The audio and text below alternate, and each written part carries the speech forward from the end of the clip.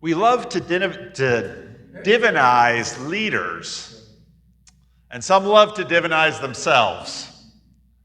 This actually is a very ancient thing that doesn't have really something to do with the great American experiment of not having an established federal church.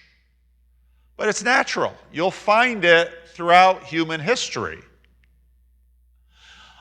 A few months ago, I had a conversation with Kevin Flatt, who's a scholar at Redeemer University in Ontario.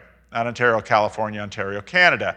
And he wrote this, I think, a really important book about secularization, social order, and world history, where he talked about the fact that pretty much every culture throughout history has imagined a sacred social order.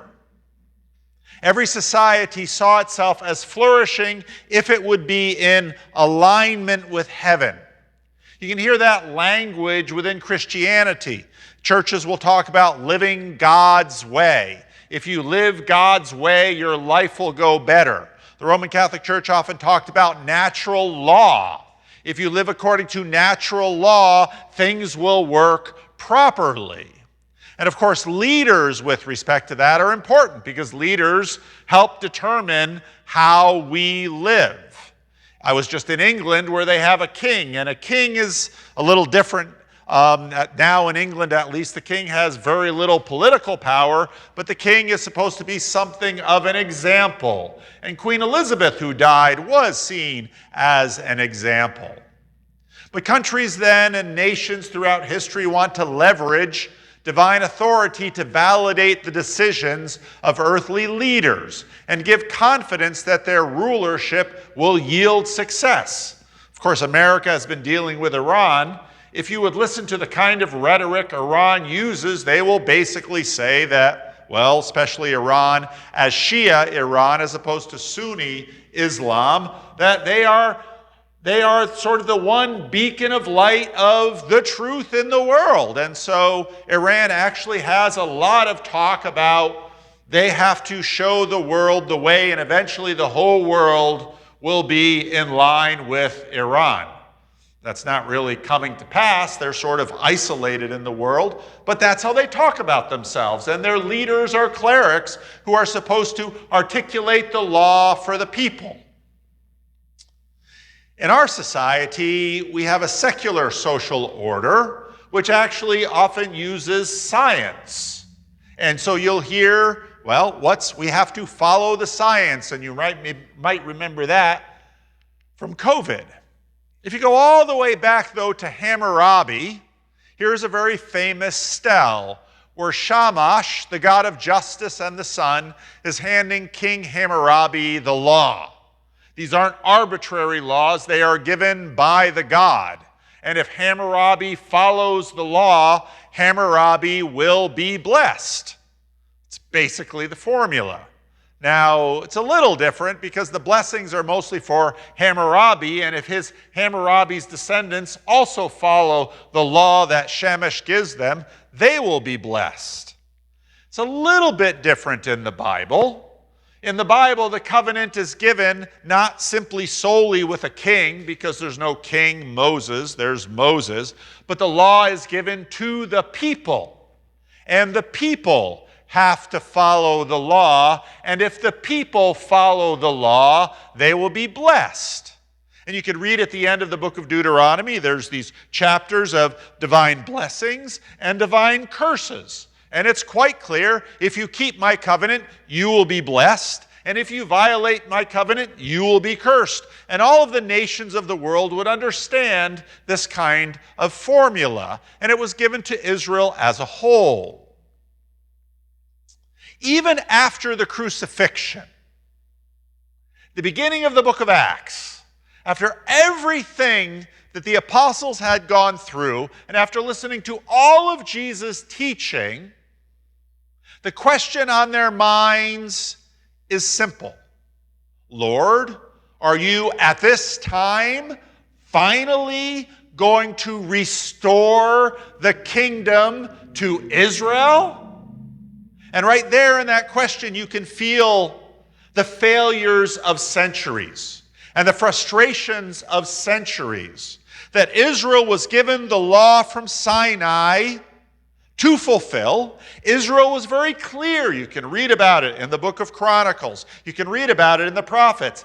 Israel did not fulfill the law, and because of her idolatry, she was sent into exile. And at the time of Jesus even, the teachers of the law were trying to get Israel to comply with the law in hoping that if Israel would finally obey fully, God would bless her and exalt her to be above all of the nations of the world, that Rome wouldn't rule, or Greece wouldn't rule, or Persia wouldn't rule, but Israel would rule. In some ways sort of analogous to how the Iranians are waiting for their day. Now most of us look at them and think, it ain't going to happen. But that's what they're holding out for. Israel never lived up to the covenant. Idolatry, well, they no longer had the same idolatry issues you found in the Old Testament. But even then, the Pharisees were really focused on purity. If we get pure enough, will God reverse our status? And they applied a lot of social pressure to fulfill the covenant so that blessings would return. Now, throughout the Gospel of Matthew, we hear Jesus talking about the kingdom of heaven, the kingdom of heaven, the kingdom of heaven.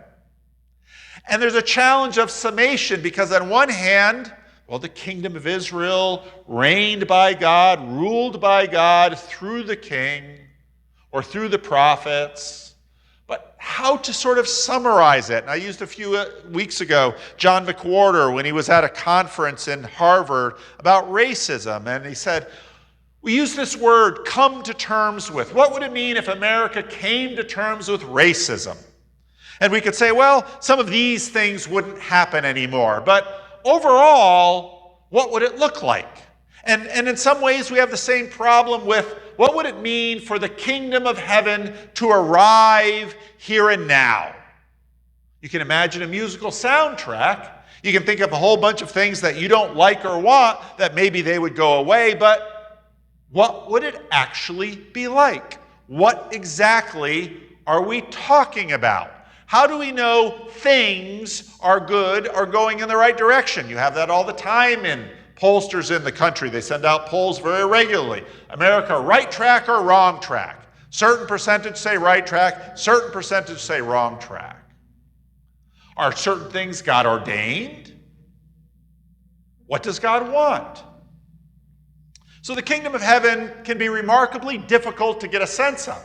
And one of the things you can now do with almost any AI chat is you could tell it, give me all the biblical references in the Gospel of Matthew to the kingdom of heaven. And it'll spit out all of those verses for you. And just read them all. And you'll get a sense of, this isn't so easy. Sometimes it's a possession or a gift. Blessed are the poor in spirit, Matthew 5, for theirs is the kingdom of heaven. Well, who are the poor in spirit? They're the ones who are in need, depending daily on the favor of God to rescue them. They will receive the kingdom of heaven. Oh. Blessed are those who are persecuted for righteousness' sake. Again, the Sermon on the Mount. For theirs is the kingdom of heaven. Oh. So the persecuted receive it. Does that mean their persecutions will end? Does that mean they'll receive justice? Doesn't say. The little children, Jesus says, suffer the little children to come into me, for the kingdom belongs to such as these. So the kingdom belongs to children? Well, how exactly? And sometimes it's something that you enter into, like a room or a field or a nation. And some are close. Oh, you're close to the kingdom of heaven. Oh. But it's not like sort of the barrier of that door or a border I cross. Others are far from it. Those who disobey Jesus, they're far from the kingdom. And he says very clearly, it's difficult for a rich man to enter the kingdom of heaven. So the poor and the humble and the children, theirs, it belongs to them, but the wealthy struggle with it.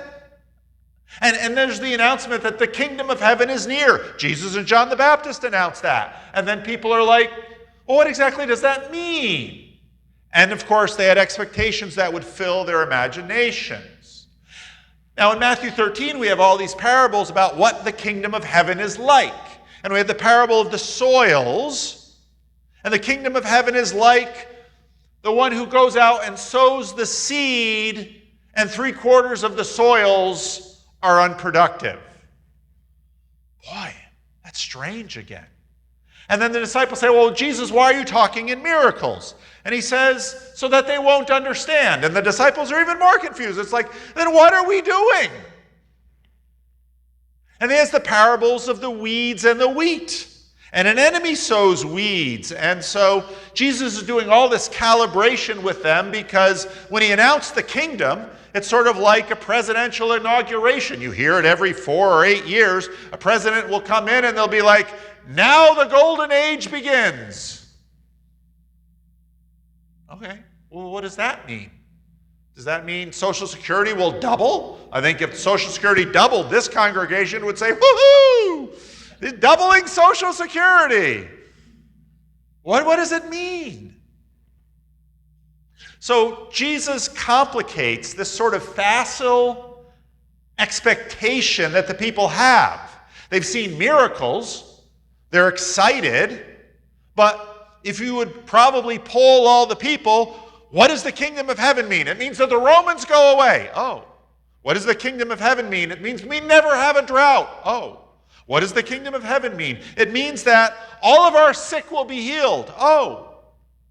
But then the Romans are still there. They still have droughts. People still get sick. So what is Jesus talking about? In the parable of the soils, Jesus basically says, people don't listen. That's true. Parable of the weeds, enemies are allowed to hinder, but for just a time. Well, that's true. But now he goes on.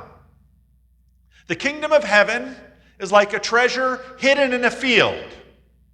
When a man found it, he hid it again. And then in his joy, he went and sold all he had and bought the field.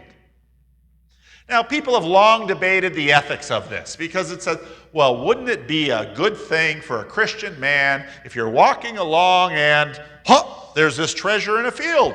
Go to the owner of the field and say, look at that. You have all these riches. The point of the parable is not the ethics of the person in it. The point of the parable is, well, in the ancient world, one of the most secure ways to hide your valuables would be to bury it. That was true for a very long time. Perhaps still is. Because then nobody knows where it is. They can't steal it. You're just going along one day, and maybe you're working for the boss, and you're in the field, and it's like, chink. What's that? You open it up. Box of silver and gold. I don't have to work for this guy anymore. It's covered up. Don't let anybody see. Think about the California gold rush. What's the one thing you do when you discover gold? Keep your mouth shut. And then you go and you do everything that you have to secure the treasure. And Jesus says, the kingdom of heaven is like the treasure in the field. Once you stumble upon it, rearrange your whole life so that you can get it. And Jesus says, be like that guy. Oh. And he gives another parable. The kingdom of heaven is like a merchant looking for fine pearls. When he found one of great value, he went away and sold everything he had and bought it. And again, there's all kinds of questions you can ask. It'd be like, no, wait a minute. He's a pearl merchant. So if he's selling everything for this one pearl, think about Jared and his coins. Let's imagine Jared finds the most amazing coin he'd ever found in the world. And so he sells everything. He says, Allie, we're selling it all. We're going to buy this coin. So Jared buys the coin. And what is Allie waiting for Jared to do? Sell that coin so we can get the furniture and the cars back. But it doesn't happen in the story. It's a pearl merchant. He finds the jewel, he finds the best pearl and says, I have it. That's the point of the story. The point of the story that Jesus is making in both stories is the kingdom of heaven is of such value, it's of such beauty, it's of such future orientation, it's so transformative that everything else in your life should go away and grab that. Now, this leads to other mental exercises, and people think, well, maybe I should become a monk. I don't know, maybe you should. But is that what this is about?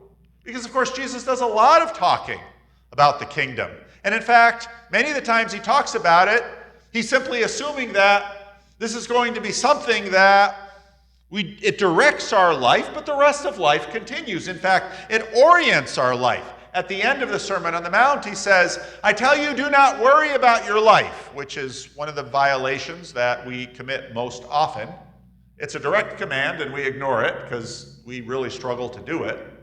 Do not worry about your life, what you will eat or drink, or about your body, what you will wear. Is life not more than food? Is the body not more than clothes? And we think, yeah, but I'm not going around naked, and I do need to eat.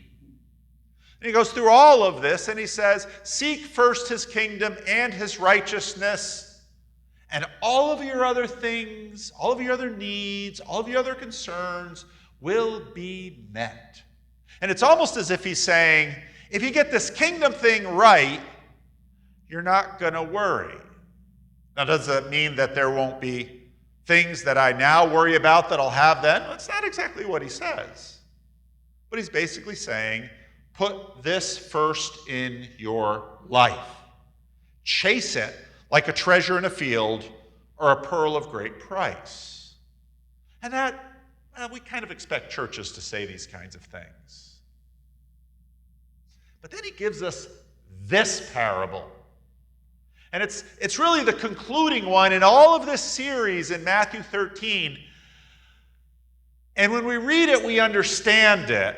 But if you're paying close attention, it's sort of a dramatic change of pace.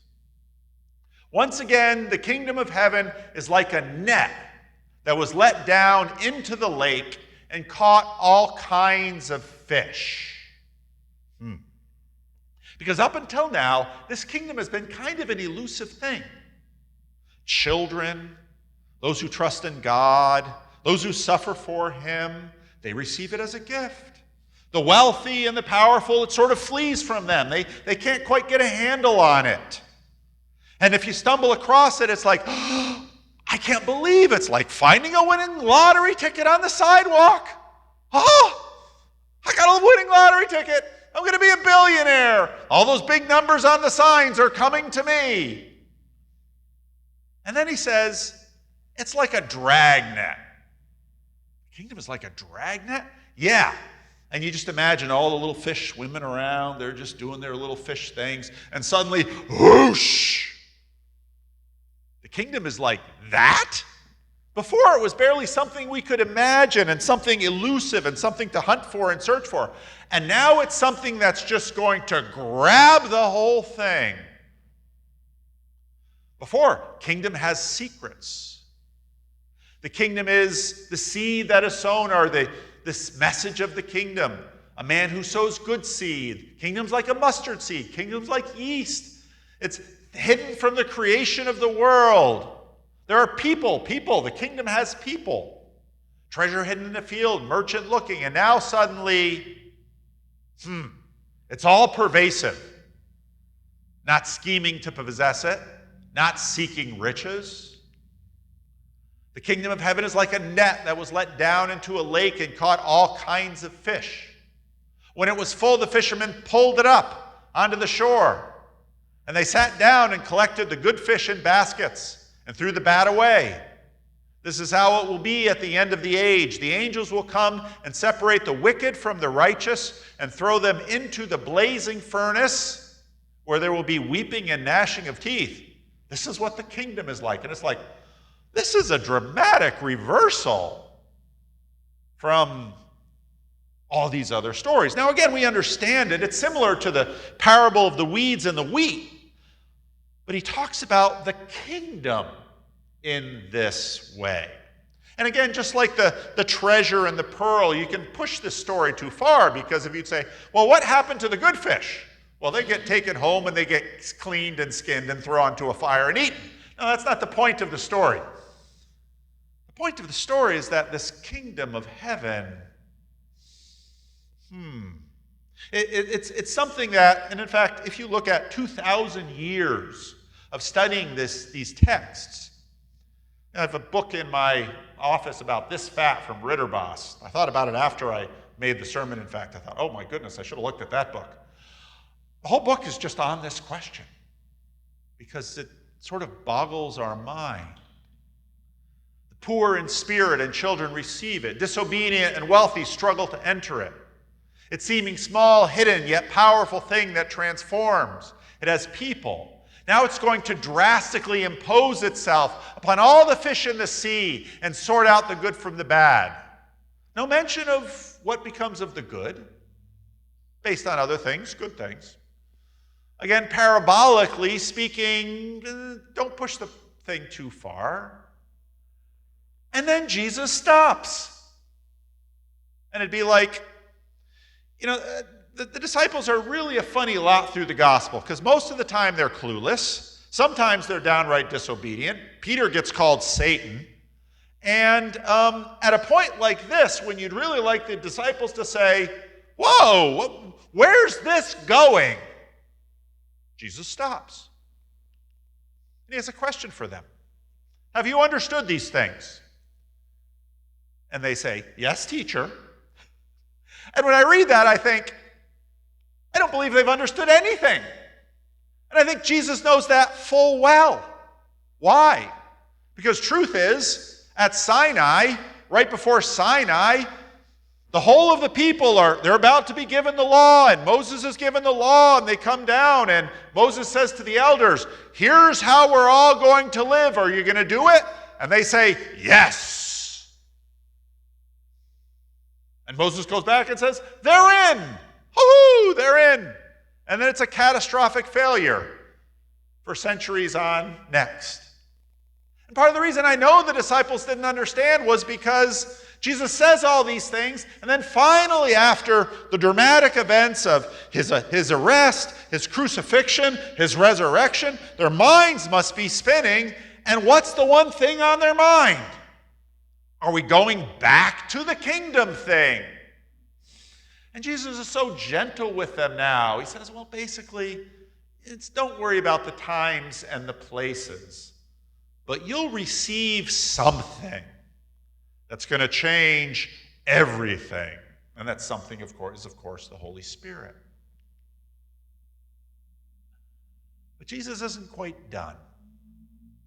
He said to them, therefore, every teacher of the law who has become a disciple in the kingdom of heaven is like the owner of a house who brings out of his storehouse new treasures as well as old. This again is another, if you don't understand how debated the Bible is, I can show you a wall of books in my office that are nothing but debates about what specific Bible passages mean, and this is one of them. Was Matthew a teacher of the law? Might have been, given the concerns he has in his gospel. Are the disciples to become now teachers of the law? And again, when you think, I read this book about the Iranian Revolution. Why is there always a cleric on top of Iran? Because Iran understands this ancient format and says, you need a cleric on top whose job it is to basically look at the Quran, understand the dictates of God, and make the whole nation do it. And if God does that, and if they do that, then Iran will be on top of the world pile. And again, we might say, you might want to adjust that thought because you're really not doing that well.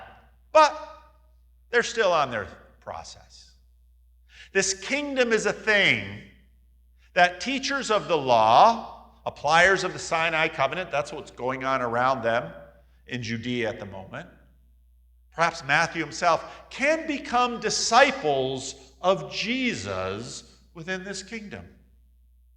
And this is, in fact, what Jesus is inviting them into, and he's basically saying that Jesus is building on the old, the kingdom of Israel, the covenant, and he's bringing out new. So disciples, yes, Israel, kingdom, Moses, Sinai, all true, but now you're going to have to understand something else, and they're going to fit together, but it's going to be a flow of old and new. Now, when it comes to us, then we begin to wonder, what does that mean? How does this kingdom of heaven relate to all sorts of things around us? Does God ordain leaders? Does God work through nations? We just had the national birthday, and it's like, America the Beautiful. We have all these hymns that talk about God shed his grace on thee. And at an anniversary, we wonder about such things, and we think, how exactly does this work? It isn't simply kingdom of heaven equals America, just like it isn't simply kingdom of heaven equals Israel. The Creator God is the redeeming God.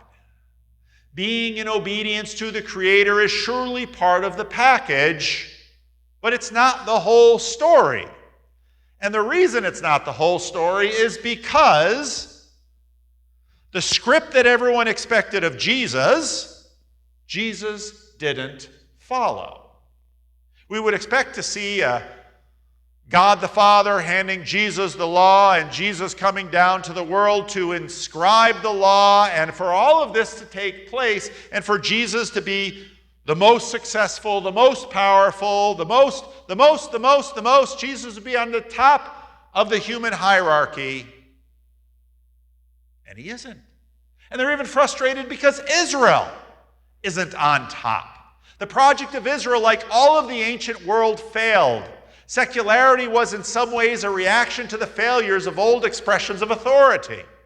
And now secularity itself is struggling. Part of the reason the Iranians feel themselves to be so revolutionary and novel is because they're like, we're going to make the old thing great again. We're going to have an Ayatollah. He's going to give us the law from the Quran, and Iran's going to flourish and dominate the world. That's their plan. Okay. Let's see how it goes. But our problem isn't that we can't understand this whole project. Our problem is that we can't do it. Israel couldn't do it. We can't do it. Whatever scheme you want to set out, we can't do what we should do. Even if you put the doctor on top. Eat this, don't eat that. I like doing this. I don't like doing that. That's how we are. At least not to a sufficient basis and not at scale. And this is why he dies.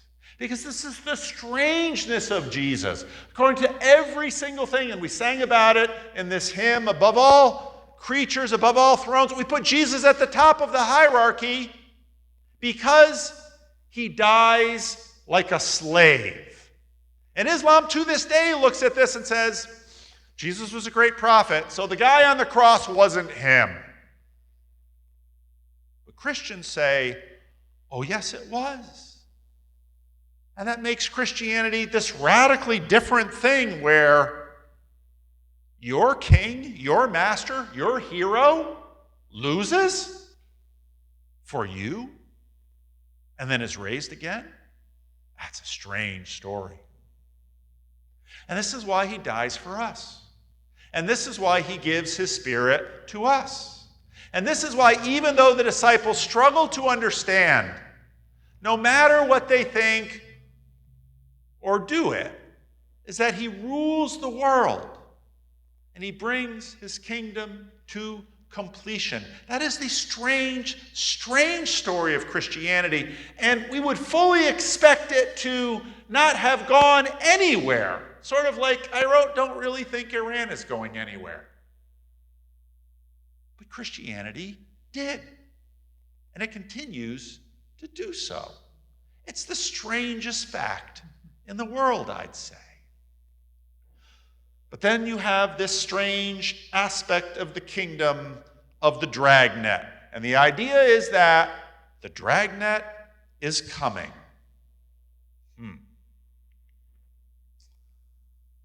It came on Jesus. It comes on all of us to a degree. Maybe individually, sometimes in big chunks. But it's right there in that moment where the Dragnet hits that things become clear. We saw that with the parable of the weeds and the wheat, that it's not until the end that you can sort of tease out what's the darnel and what's the wheat. And so it sort of comes together in a moment. And what's so interesting about Christianity is that that moment is something that we celebrate. Because, of course, in the story, on the night that he's betrayed, the night in some ways of his triumph, he takes bread and he breaks it. And this, of course, is the same celebration of the Exodus, this triumph over Empire Egypt and the powerful gods of Egypt by the slaves of Egypt that are Israel. And he says, in this moment of the Dragnet, in this moment of the collapse, in this moment of the calamity, I don't rise up like a hero like we see in a Marvel movie. I take it for you. So he takes bread and he breaks it, and he says the most audacious thing.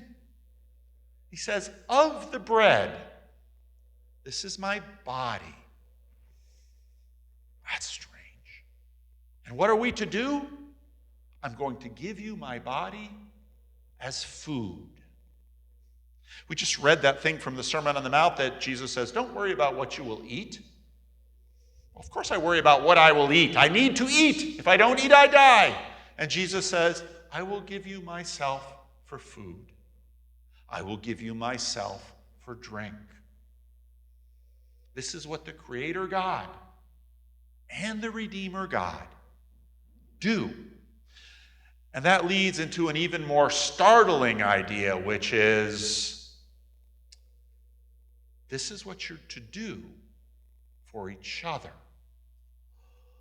Oh. And that's why we have this meal, where he feeds us and he nourishes us. He gives us his Spirit. He gives us the strength we need. And then we give it to the world.